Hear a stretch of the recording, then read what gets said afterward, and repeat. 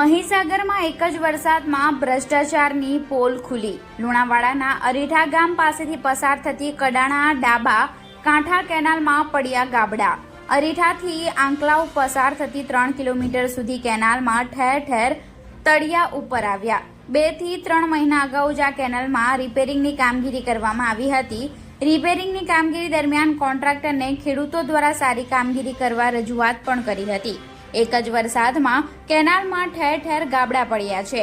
હલકી ગુણવત્તાની કામગીરીને લઈ કેનાલમાં ઠેર ઠેર ગાબડા જ પડી જવા પામ્યા છે। ખેડૂતો દ્વારા કડાણા ડાબા કાંઠા નાયબ કાર્યપાલ ઇજનેરને જાણ કરવા છતાં પણ હજી સ્થળ પર પહોંચ્યા નથી તેવું ખેડૂતોનું કહેવું છે। કોન્ટ્રાક્ટરે પોતાની મનમાની ચલાવીને કર્યું હતું કેનાલના રિપેરિંગનું કામ તેવા આક્ષેપો થઈ રહ્યા છે।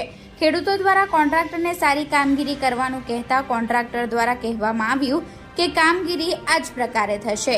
Reporter Sanjay Jaiswal, Gujarat crime news, Santrampur.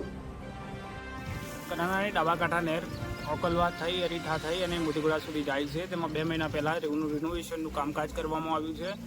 એટલું હલકી ગુણવત્તાનું કામકાજ કરવામાં આવ્યું છે કે પહેલા વરસાદમાં જ પોપડા ઉખડી ગયેલી છે, ઠેર ઠેર ગાબડા પડી ગયેલા છે અને એટલી હલકી ગુણવત્તાનું કામકાજ કરવામાં આવ્યું।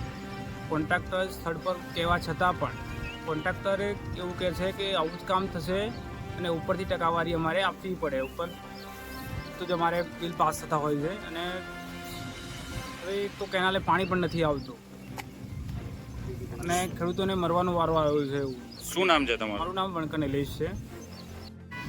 ઓકલવાથી મોતીગુડા સુધી જે ડાબા કોઠાની કેનાલ ખરી એની અંદર ચોથા મહિના અંદર રિનોવેશનનું કામકાજ થયું। તો રિનોવેશનના કામકાજમાં એટલો બધો ભ્રષ્ટાચાર થયો છે કે ના પૂછે વાત એમ। ઠેર ઠેર ગાબડો પડી ગયો છે, પ્લસ બીજું કે માલ બી હલકી કક્ષાનો વાપર્યો છે।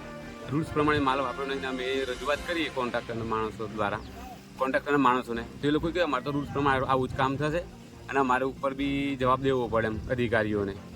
એટલા માટે સાહેબ કામ બિલકુલ રીતિ બી ખરાબ હતી। શું નામ છે તમારું? મારું નામ મહેશભાઈ વણકર।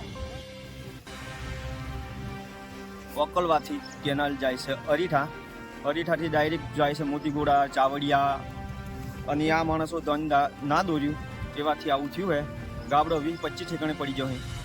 એથી કેનાલ બધા ગાબડા પડી ગયા છે। પહેલો જ વરસાદ આવ્યો એમ જ આવું થયું છે। કેનાલ બંધ કરવામાં આવી છે એટલે આ વાત સાચી જ છે। એટલે આ બધું ધાન દોર્યું ના એટલે આથી રિપેરિંગ કરવામાં આવશે। અને આ એન્જિનિયર કોઈ આવ્યું નથી થર પર, એન્જિનિયર કોઈ થર પર આવ્યું નથી।